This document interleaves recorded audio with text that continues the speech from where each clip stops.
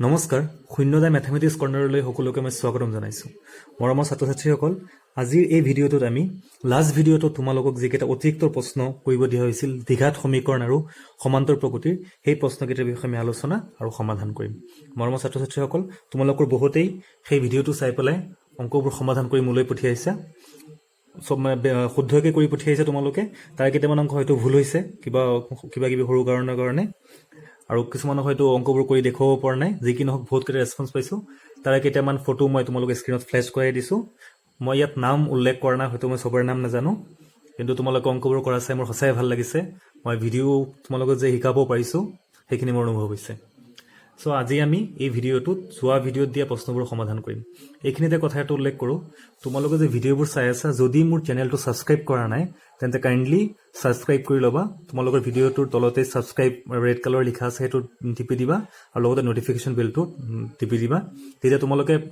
নতুন নতুন ভিডিঅ'বোৰ নটিফিকেশ্যন পাই থাকিবা আৰু ভিডিঅ' ক্লাছবোৰ কৰিব পাৰিবা আৰু এটা কথা উল্লেখ কৰোঁ মৰমৰ ছাত্ৰ ছাত্ৰীসকল যদি মোৰ ভিডিঅ'বোৰ চাই তোমালোকৰ ভাল লাগিছে কিবা শিকিব পাৰিছা তেন্তে কাইণ্ডলি লাইক কৰিবা শ্বেয়াৰ কৰিবা কমেণ্ট কৰিবা আহা এতিয়া আমি অংকলৈ আগবাঢ়ো আমাৰ প্ৰথম প্ৰশ্নটোত দুটা দ্বিঘাত সমীকৰণ দিয়া আছে সেই সমীকৰণ দুটা তিনিটা পদ্ধতিত সমাধান কৰিব দিছে অৰ্থাৎ উৎপাদকীকৰণ বৰ্গ সম্পূৰণ আৰু আমাৰ উৎপাদক বিশ্লেষণ এই অংকবোৰ তোমালোকক খুব ভালকৈ শিকাইছিলোঁ যোনকেইজনে মোক অংকবোৰ কৰি পঠিয়াইছা সবেই শুদ্ধকৈ কৰিব পাৰিছা যদি কোনোবাই কৰা নাই কিবা কাৰণত সিহঁতৰ কাৰণে ভিডিঅ'টো আৰু যিসকলে কৰিছা এইটো চাই পেলাই তোমালোকে ঠিক মানে শুদ্ধ হৈছে নে ভুল হৈছে চেক কৰি ল'ব পাৰিবা ঠিক আছে সো সমীকৰণটো দিয়া আছে প্ৰথমটো 3x² -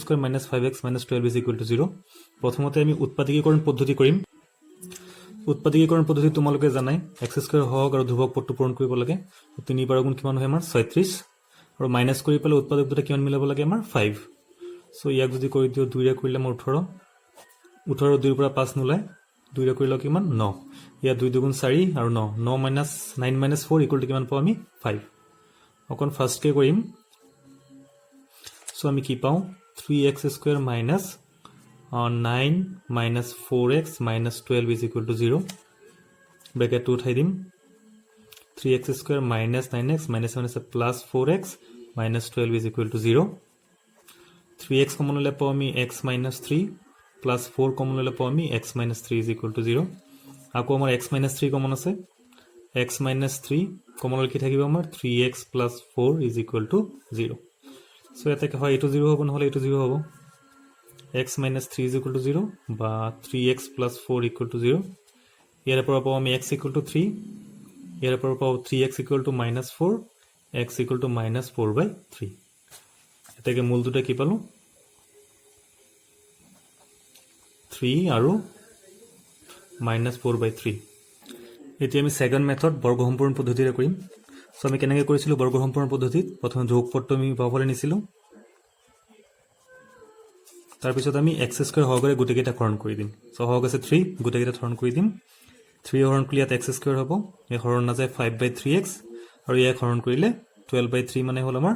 4 ঠিক আছে এতিয়া আমি a + b² নহলে a - b² সূত্ৰ লৈ নিম কেনেকৈ নিম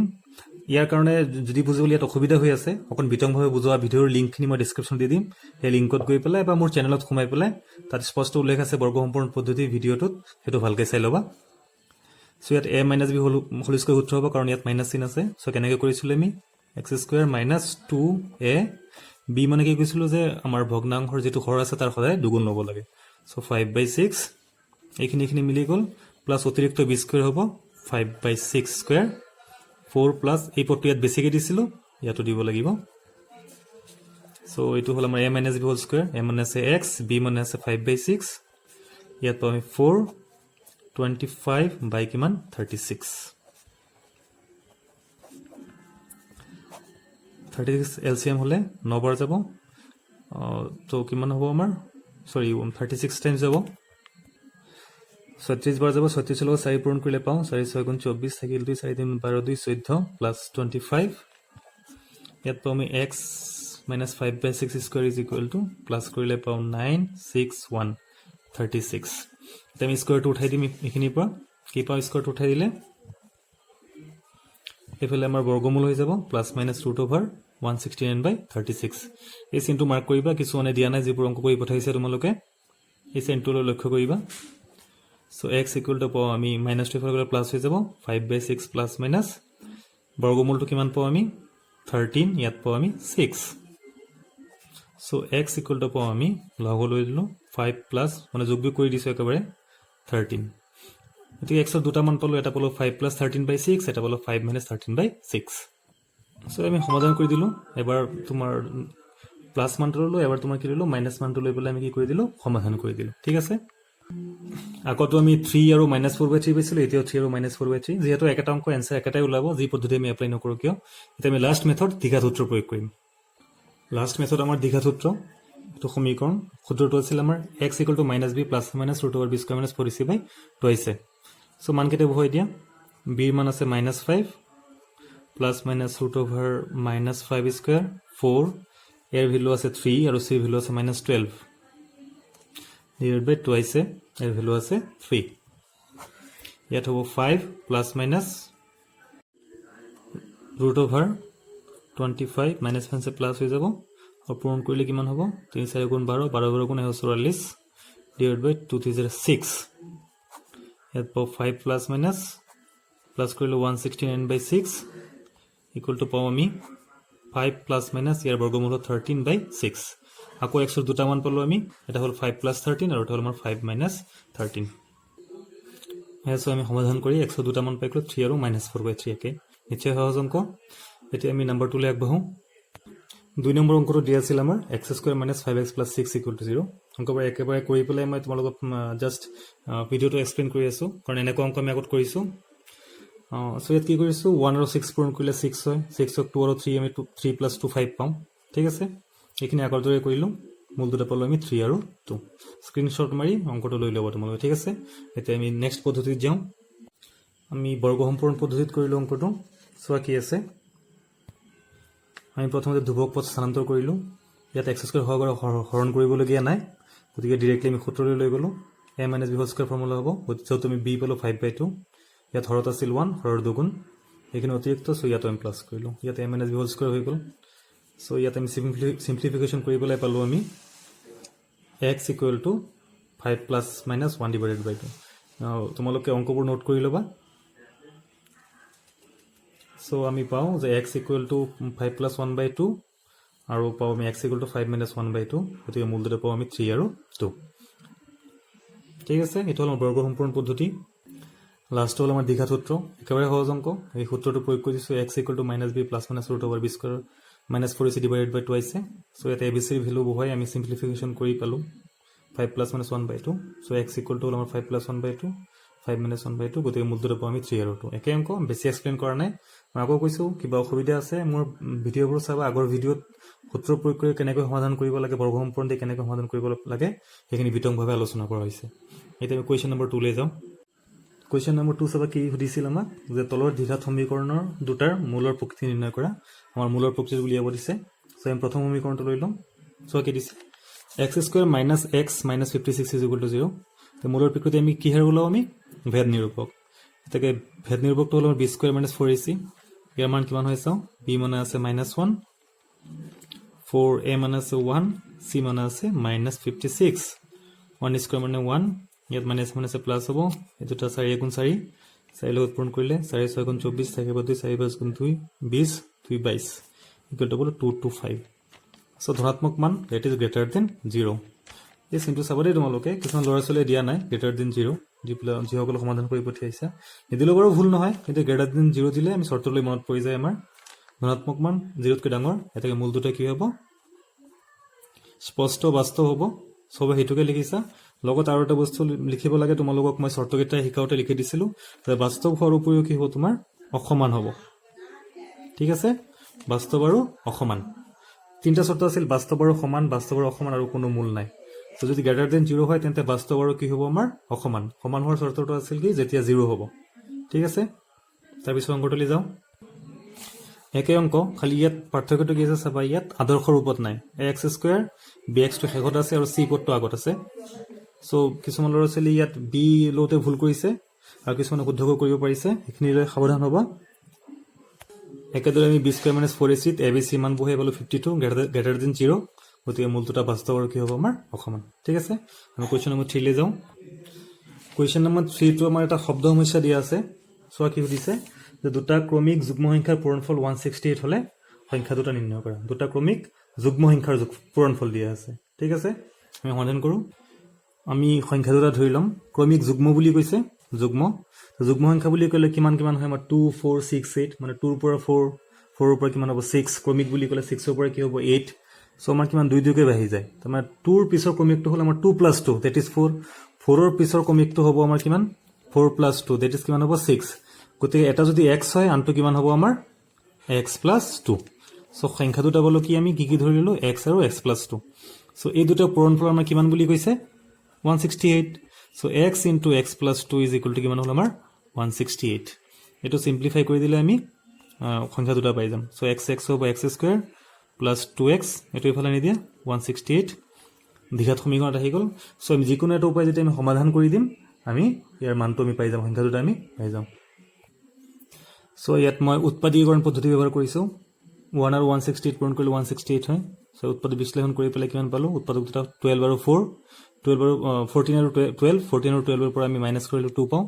সেই 14 - 2 লিখিছো বাইখিনি আমি আগৰ নিচিনাকৈ আমি সমাধান কৰি দিছো এৰা দুটা মূল পাইছো -14 আৰু +12 এটো আমাৰ অসম্ভৱ হ'ল গতিকে সংখ্যা দুটা কি হ'ব এটা হ'ব আমাৰ 12 আনটো আমি x + 2 বুলি ধৰিছিলো গতিকে 12 + 2 মানে কিমান হ'ল আমাৰ 14 ঠিক আছে কোৱেশ্চন নম্বৰ 4 এটা আমাৰ শব্দ সমস্যা দি আছে কি সুধিছে চোৱা ৰমন আৰু বুমনৰ বৰ্তমান বয়সৰ সমষ্টি 31 বছৰ 3 বছৰ পিছত হিয়তৰ বয়সৰ গুণফল 336 হ'ব হিয়তৰ বৰ্তমান বয়স নিৰ্ণয় কৰা এনে অংক আমি বহুত কৰিছো আমি আকৌ সমাধান কৰো সোৱা কি দিছে আমি ধৰো ৰমনৰ বয়স কিমান আমি ধৰিলম x বছৰ এতেকে বুমনৰ বয়স কিমান হ'ব দুজনৰ 31 আছিল মিলাই পেলা যদি এজনৰ x হয় আনজনৰ কিমান হ'ব 31 - x ঠিক আছে প্ৰশ্নমতে কি কৈছে যে 3 বছৰ আগতে হিয়তৰ বয়সৰ পূৰণফল আগতে বুলি কলে সৰি আকৌ চাইলৰ প্ৰশ্নটো আগত নে পিছত বুলি কৈছিল 3 বছৰ পিছত বুলি কৈছে গতে 3 বছৰ পিছত হিয়তৰ বয়সৰ পূৰণফল কিমান হ'ব বুলি কৈছে আমাৰ 336 সো ৰমনৰ বৰ্তমান বয়স x 3 বছৰ পিছত বুলি কলে বাহিব পিছত বুলি কলে প্লাস হয় আমি জানো সো গতে 3 বছৰ পিছত ৰমনৰ বয়স হ'ব x + 3 আৰু বুমনৰো বাহিব 3 বছৰ পিছত কিমান হ'ব 31 - x + 3 হিয়তৰ পূৰণফল ব্ৰেকেটে পূৰণফল বুজাইছে কিমান দিছে আমাৰ 336 এটা সমীকৰণ পাই গলো যে যদি আমি এটো সমাধান কৰি দিও দুজনৰ বৰ্তমান বয়স পাই যাম সো x + 3 হ'ব ইয়াত পাম আমি 31 + 3 মানে কিমান হ'ব 34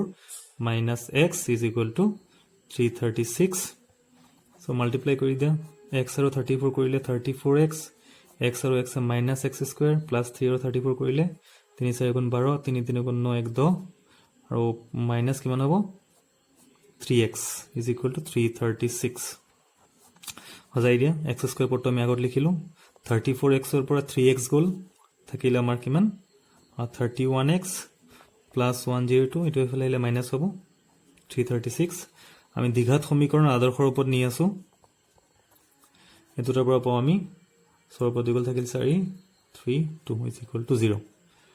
মাইনাস চিহ্ন আমি আগত নাৰাখো চেঞ্জ কৰি দিম সো দ্বিঘাত সমীকৰণৰ আমি আদৰ্শৰ ওপৰত পাই গলো আমি যিকোনো এটা উপায় অৱলম্বন কৰি পেলাই এটো আমি সমাধান কৰি দিম সো ইয়াত মই উৎপাদক বিশ্লেষণ পদ্ধতি ব্যৱহাৰ কৰি আছো নিশ্চয় বুজি পাইছা তোমালোকে সো এ কৰি পালো যে x ৰ ভ্যালু দুটা পালো এটা পালো আমি 18 এটা পালো আমি 13 ইয়াতে দুয়োটাই প্ৰযোজ্য হ'ব ঠিক আছে এতিয়া সো আমি ৰমনৰ বয়স ধৰিছিলো x বছৰ গতিকে ৰমনৰ বয়স কি হ'ব পাৰে আমাৰ 18 হ'ব পাৰিব বা কিমান হ'ব পাৰিব 13 ঠিক আছে তাকে লিখিম এতেকে ৰমনৰ বয়স কিমান হ'ব মানে বৰ্তমান ইয়াত মই অৱশ্যে এটা কথা লিখা নাই ইয়াত শব্দটো লিখিব লাগিছিল তোমালোকে লিখি লবা বৰ্তমান শব্দটো উল্লেখ কৰা নাছিলো সো এটো লিখিব লাগে আসলতে সো ৰমনৰ বৰ্তমান বয়স = কিমান হ'ব আমাৰ 18 বছৰ বা কিমান হ'ব 13 বছৰ এতেকে বুমনৰ বৰ্তমান বয়স যেতিয়া ৰমনৰ 18 হ'ব তেতিয়া বুমনৰ কিমান আছিল আমাৰ 31 - x that is 31 - 18 কিমান পাও আমি 13 বা 31 - 13 = কিমান হ'ব আমাৰ 18 বছৰ কোৱেশ্চন নম্বৰ 5 লৈ আমি আগবঢ়ো মৰমৰ ছাত্ৰ ছাত্ৰীসকল এখিনিতে কথা এটা উল্লেখ কৰি দিও লাষ্ট ভিডিঅ'ত যেটো কোৱেশ্চন নম্বৰ 5 দিয়া আছিল এই ভিডিঅ'টোত প্ৰশ্নটো ভুলকৈ ছপা হৈছিল। মই ভিডিঅ'টো আপলোড হোৱাৰ পিছতে মোৰ চকুত পৰিছিল। তাৰপিছত মই ডেছক্ৰিপশ্যনত লিখি দিছিলোঁ ক'ত ভুল হৈ আছিল। যি কি নহওক, তাত ভুলটো আছিল তোমাৰ দূৰত্বটো মেনশ্যন কৰা নাছিল। গতিকে এতিয়া যে আমি অংকটো কৰিম, তোমালোকৰ স্ক্ৰীণত ফ্লেছ হৈ আছে, সেইটোৱে আচল প্ৰশ্ন। ইয়াৰ আধাৰত আমি অংকটো কৰিম। তথাপিও কেইজনমান ছাত্ৰ ছাত্ৰীয়ে মোক এই ভুলটো দূৰত্ব কিমান আছিল বুলি সুধি লৈ পেলাই মোক অংকটো কৰি পেলাই দেখুৱাব পাৰিছে। যি কি নহওক, এই প্ৰশ্নটোৰ আধাৰত আমি অংক কৰিম। প্ৰশ্নটো আছিল যে এখন নাওৰ স্থিৰ পানীত দ্ৰুতি ঘণ্টাত 18 কিলোমিটাৰ। নাওখন এটা নিৰ্দিষ্ট স্থানৰ পৰা উজনি সোঁতত যাত্ৰা কৰি 24 কিলোমিটাৰ দূৰত যাওঁতে যিমান সময় লয়, সেই স্থানৰ পৰা নাওখন ভটিয়নি সোঁতত আগৰ স্থান পাওঁতে 1 ঘণ্টা সময় কম লয়। পানীৰ সোঁতৰ দ্ৰুতি নিৰ্ণয় কৰা। প্ৰশ্নটোৰ পৰা নিশ্চয় তোমালোকে গম পাইছা, উজনি সোঁত আৰু ভটিয়নি সোঁত এই শব্দ দুটাৰ লগত তোমালোকে পৰিচিত। এক চলযুদ্ধ ৰৈখিক সমীকৰণযোৰ সমাধান কৰোঁতে তোমালোকে পাইছিলা। উজনি সোঁত আৰু ভটিয়নি সোঁত মানে কি, আকৌ এবাৰ বুজি লওঁ। এইখন এখন যদি নদী হয় আৰু পানীৰ দিশ যদি এইটো হয়, এইটো দিশত ধৰি লোৱা পানী গতি কৰি আছে। যেতিয়া পানীৰে কোনোবা নাও বা জাহাজ যিয়ে নহওক পানীৰ সোঁতৰ দিশত যেতিয়া গতি কৰিব, সেইটো হ'ব আমাৰ ভটিয়নি সোঁত। মানে একে দিশত যেতিয়া পানীৰ সোঁত আৰু যাত্ৰা কৰা দিশ যদি একে হ'ব, তেতিয়া হ'ব আমাৰ ভটিয়নি যাত্ৰা। আৰু পানীৰ সোঁতৰ বিপৰীত দিশত যেতিয়া আমি যাত্ৰা কৰিম, সেইটো হ'ব আমাৰ উজনি। ঠিক আছে। এই ক্ষেত্ৰত কি হয়, উজনি সোঁতত আচল দ্ৰুতিটো ধৰি লওক নাও এখন নদীৰে এইটো দিশত গতি কৰিছে উজনি সোঁতত, তেতিয়া স্থিৰ পানীত নাওৰ যিমান দ্ৰুতি হ'ব, সেইখিনিয়ে তোমাৰ পানীৰ দ্ৰুতিয়ে সেইখিনি মাইনাছ কৰি দিব। ঠিক আছে। ধৰি লোৱা নাওৰ দ্ৰুতি যদি তোমাৰ 20 কিলোমিটাৰ পাৰ আৱাৰ হয় আৰু পানীৰ সোঁতৰ দ্ৰুতি যদি তোমাৰ 5 কিলোমিটাৰ পাৰ আৱাৰ হয়, তেন্তে তোমাৰ কি কৰিব, নাও 20 কিলোমিটাৰ আগুৱালে পানীয়ে আকৌ নাওখনক পিছুৱাই লৈ যাব 5 কিলোমিটাৰ। নাওৰ আচল দ্ৰুতি থাকিবগৈ তোমাৰ 20 - 5। কিন্তু ভটিয়নি সোঁতত তোমাৰ কি হ'ব, যিহেতু একে দিশত পানী আৰু নাওৰ যাত্ৰা, গতিকে পানীৰ যিখিনি তোমাৰ দ্ৰুতি আছে আৰু নাওৰ দ্ৰুতি দুয়োটা যোগ হ'ব আৰু তোমাৰ ভটিয়নি সোঁতত তোমাৰ দ্ৰুতিটো বাঢ়িব। চোৱা, আমাক দিয়া আছিল যে স্থিৰ পানীৰ নাওত দ্ৰুতি হ'ল 18 কিলোমিটাৰ পাৰ আৱাৰ। আমি পানীৰ সোঁতত দ্ৰুতি ধৰি লৈছোঁ আমি 1 কিলোমিটাৰ পাৰ আৱাৰ। এতেকে উজনি সোঁতত দ্ৰুতি কিমান হ'ব? উজনি সোঁতত দ্ৰুতি হ'ব আমাৰ কি বুলি কৈছিল অলপ আগত, যে নাওৰ দ্ৰুতিৰ পৰা আমাৰ কি হ'ব, পানীৰ দ্ৰুতিটো কি হৈ যাব, আমাৰ মাইনাছ হৈ যাব। নাওৰ দ্ৰুতি আছে 18 আৰু পানীৰ সোঁতৰ দ্ৰুতি কিমান আছে আমাৰ x, গতিকে উজনি দ্ৰুতি হ'ব আমাৰ 18 - x কিলোমিটাৰ পাৰ আৱাৰ বা প্ৰতি ঘণ্টা। আৰু ভটিয়নিত কি হ'ব, দুয়োটা কি হ'ব আমাৰ যোগ হৈ যাব। নাওৰ দ্ৰুতি আৰু পানীৰ সোঁতৰ দ্ৰুতি দুয়োটা কি হ'ব, যোগ হৈ যাব। কাৰণ কি, একে দিশত যাত্ৰা কৰিছে। ঠিক আছে। এইটো হ'ল আমাৰ উজনি সোঁত, এইটো হ'ল আমাৰ ভটিয়নি সোঁত।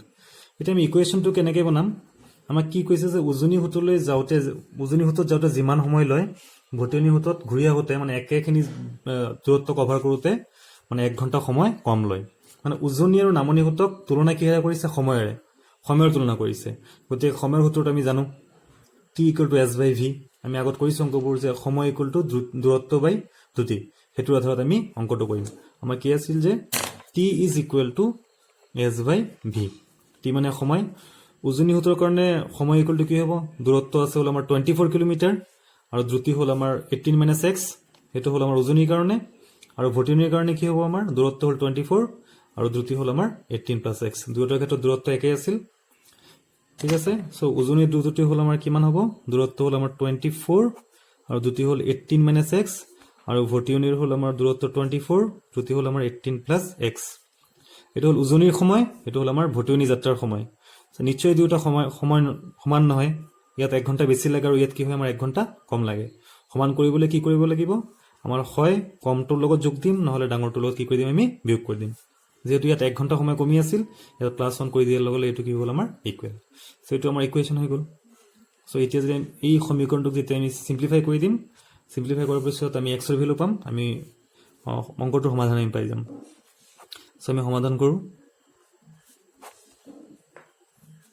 24 হ'ব, ইয়াত 18 + x, ইয়াত পাওঁ 8 - 4 12 = 1, 2 - 1 3 - 1 4। বজ্ৰগুণন কৰিব লাগিব। এই দুটা হ'ব আমাৰ। বজ্ৰগুণন কৰি এয়া পালোঁ আমি। আমি সজাই লিখিম আদৰ্শ ৰূপ আকাৰে। x² পদটো আগত, ইয়াত 18x ৰ পৰা 42x মাইনাছ হ'ব। মাইনাছ হ'লে মাইনাছত আহিব এনচাৰটো। মাইনাছ আমি কিমান পাম, 4, 3 পৰা 1 গ'ল, থাকিলে আমাৰ 2, 24x। আৰু x থকা পদটো আমি এইফালে আনো, -24x। ধ্ৰুৱক পদ আছে আমাৰ +756 - 432 = 0। -x², ইয়াত হ'ব -48x এটো পাম আমি প্লাস 6 minus 2 মানে 4 5 minus 3 মানে 2 7 minus 4 মানে পাম আমি 3 is equal to 0 আগত মাইনাস চিহ্ন দিও আমি সো কি পাও x square minus 4 plus 48x minus 324 is equal to 0 দ্বিঘাত সমীকরণ আদর্শ রূপত পাই গেল এটা আমি যিকোনো এটা উপায় ইয়াক আমি সমাধান কৰি দিম এসো আমি ইয়াত দ্বিঘাত উৎপাদীকৰণ পদ্ধতি প্ৰয়োগ কৰি পেলাই আমি x মান পালো 6 minus 54 পাইছো আমাৰ অসম্ভৱ হ'ব গতিকে পানীৰ সূত্ৰটো দি পালো আমি 6 km/h ঠিক আছে চলে যাও প্রশ্ন চোৱা কি হৈছে যে তলৰ কেইটাই সমান্তৰ প্ৰগতি গঠন কৰে নে নকৰে পৰীক্ষা কৰা একদম সহজ অংক সো প্ৰথম অংকটো দিয়া আছে আমাৰ -7 6 1932 45 58 সো সমান্তৰ প্ৰগতি গঠন কৰে নে নকৰে কেনেকৈ পৰীক্ষা কৰিম আমি প্ৰতিজোৰ ক্ৰমিক পদৰ আমি অন্তৰ উলিয়াম যদি একে হয় তেন্তে সমান্তৰ প্ৰগতি গঠন কৰে মনত ৰাখিবা প্ৰতিটো জোৰে কৰিব লাগিব কিন্তু প্ৰথম দুটা বা তিনটা মিলি গল পিছৰখিনি নকৰিলেও নহব গোটেই কেইটাই কৰিব লাগিব ঠিক আছে সো প্ৰথম দুটা পদৰ অন্তৰ পাও আমি 7 minus 6 or 6 minus 7 that is 6 plus 7 is equal to কিমান পাও 13 19 minus 6 পাও আমি 13 32 minus 19 পাও আমি 13 45 minus 32 পাও আমি 13 ক্ৰমিক পদৰ লৈ আছো লাস্ট 58 minus 45 তাতো আমি 13 পাও যেহেতু গোটেই আটাইকেইজোৰ ক্ৰমিক পদৰ পাৰ্থক্য একে আছে অৰ্থাৎ আমাৰ সাধাৰণ অন্তৰ আছে গতিকে সমান্তৰ প্ৰগতি কি কৰিব আমাৰ গঠন কৰিব ঠিক আছে একদম সহজ অংক সবে পাৰিছে এটো দুই নম্বৰটা আমি একেদৰে কৰিলো ইয়াছ মাত্ৰ দুজোৰ ললো কিয় দুজোৰ ললো প্ৰথম জোৰৰ পাৰ্থক্য পালো আমি 3 দ্বিতীয় জোৰৰ পাৰ্থক্য কিমান পালো আমি 5 সাধাৰণ অন্তৰ নাই বাকিখিনি কৰিতো লাভ নাই ইয়াতে মিলা নাই যদি সো প্ৰথম দুজোৰ কৰিলে হল যেহেতু সাধাৰণ অন্তৰ নাই এপি গঠন নকৰে ঠিক আছে নেক্সট অংক লৈ আগবঢ়ো আমি কোৱেশ্চন নম্বৰ 7 এতিয়া কি সুধিছে চোৱা এটা তালিকা দিয়া আছে তাৰ পৰা আমাৰ 19তম পদ উলিয়াব লাগে সহজ অংক প্ৰথম পদ আছে আমাৰ সব সমাধান কৰি দিও প্ৰথম পদ আছে -6 d = পলমি 4 a n19 উলিয়াব লাগে সো n19 ফৰ্মুলা আমি জানো n19 = a + 18d এৰ ভ্যালু আছে আমাৰ কিমান -6 18 into d ভ্যালু আছে কিমান 4 2 সো কিমান পালো আমি 66 19তম পদ আমি কিমান পালো 66 ঠিক আছে পৰৱৰ্তী অংকটোত আমাৰ খালি ঠাই পূৰণ কৰিব দিছে অৰ্থাৎ এটা তালিকা দিয়া আছে য'ত কেইটামান মান দিয়া নাই সো এর প্ৰথম পদ দিয়া নাই তৃতীয় পদ দিয়া নাই আৰু পঞ্চম পদ দিয়া নাই এইকেইটা আমাৰ উলিয়াব লাগে দিয়া আছে কি আমাৰ দ্বিতীয় পদ আৰু আমাৰ চতুৰ্থ পদ আৰু এপিত থকা বুলি কৈছে ঠিক আছে হেতুকে আমি লিখি দিলো এর মান উলিয়াব লাগে দ্বিতীয় পদ আৰু চতুৰ্থ পদ দিয়া আছে তৃতীয় পদ পঞ্চম পদ উলিয়াব লাগে সো যিকেইটা দিয়া আছে কেইটা আমি ব্যৱহাৰ কৰিম কি দিয়া আছে আমাৰ a2 = 18 দিয়া আছে আৰু কি দিয়া আছে a4 = 32 সো a2 মানে কিমান জানো a + d = 18 ইকুৱেশ্যন 1 হ'ব এটো a + 3d = 32 equation number 2 so আমি ডাইৰেক্টলি ম্যানেজ কৰি দিম ইকুৱেশ্যন 2 - 1 a কাটা যাবই 3d পৰ d গল থাকিল 2d 32 পৰ 18 গল থাকিল আমাৰ কিমান থাকিব 14 সো d = বলো কিমান আমি 7 d মান 7 পালো d মান যেতি ইকুৱেশ্যন 1 ত বহাই দিম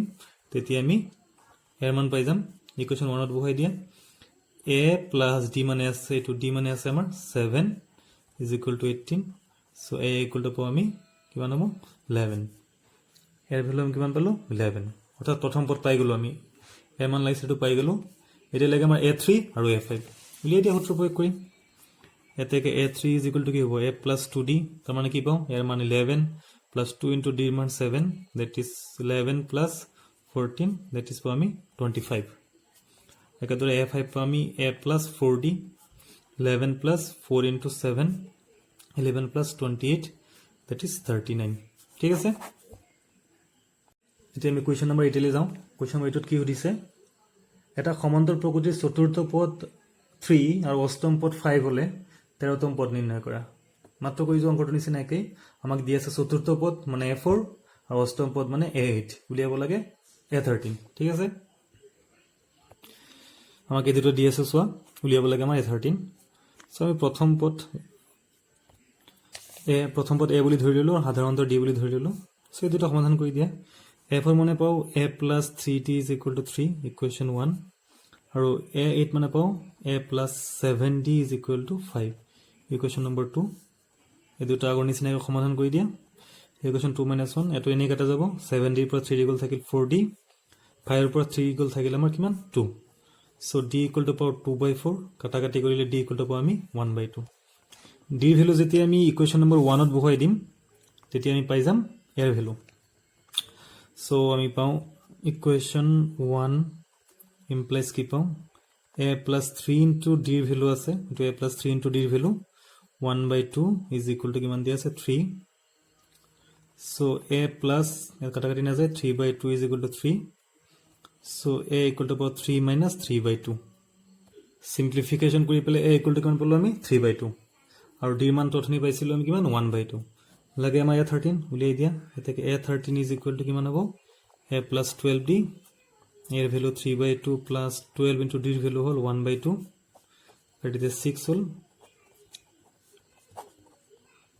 plus 12 15/2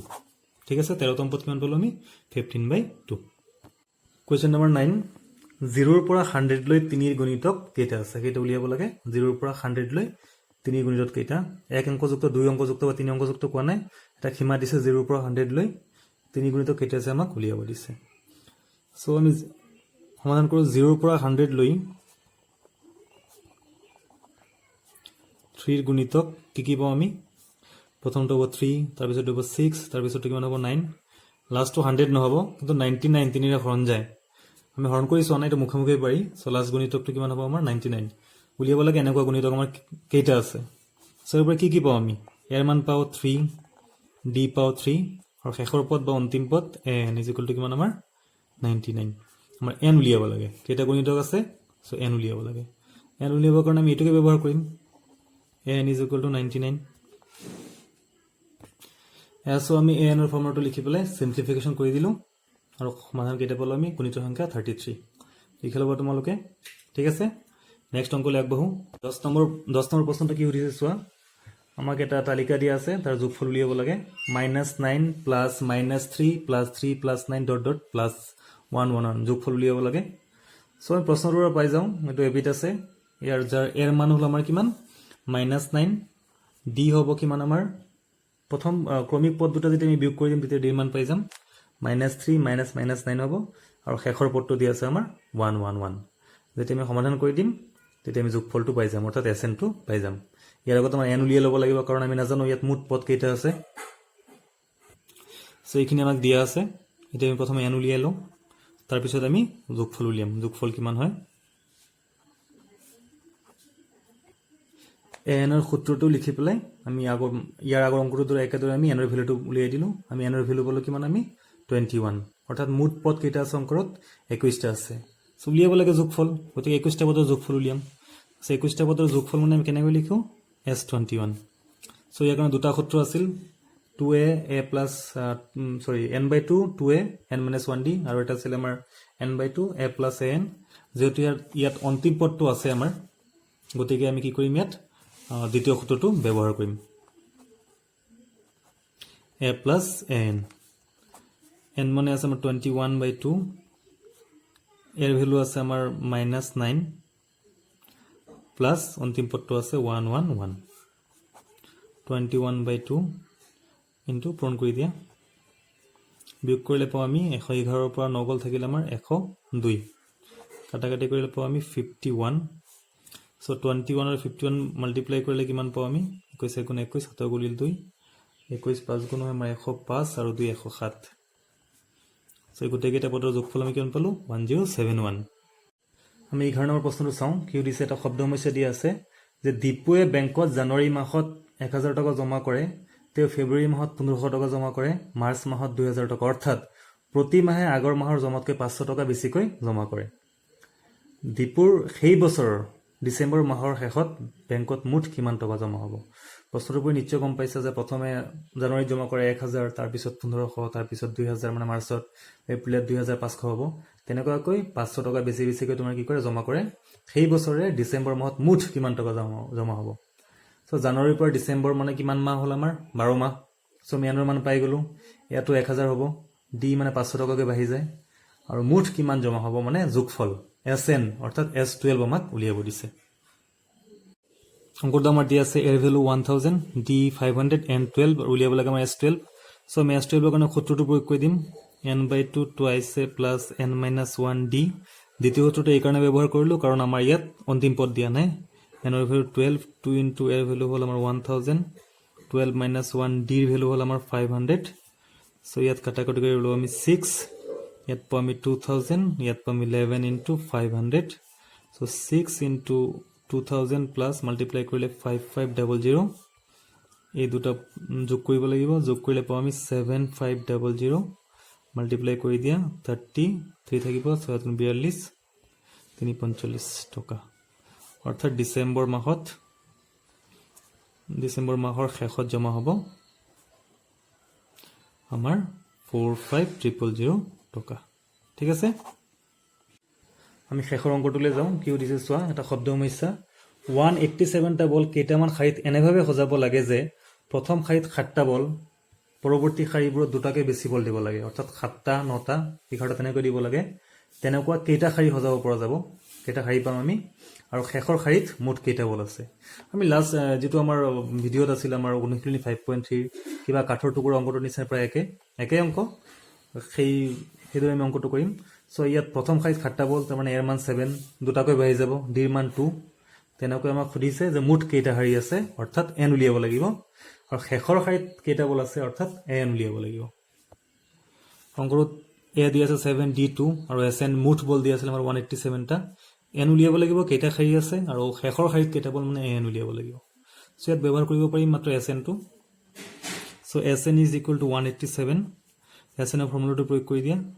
n/2 twice a plus n - 1 d = দিয়া আছে আমাৰ 187 ইয়াত আমি n ৰ ভ্যালু গম নাপাওঁ সো n এনে থাকিব 2 ইনটু এৰ ভ্যালু আছে আমাৰ 7 n ৰ ভ্যালু নাজানো আমি d ৰ ভ্যালু আছে আমাৰ 2 = আমি 187 n/2 ইয়াত পাম আমি 14 টুৱাইস n - 2 = 187 n/2 ইয়াত পাম আমি 14 - 2 হ'ব কিমান হৈ যাব 12 প্লাস টুৱাইস n = 187 ঠিক আছে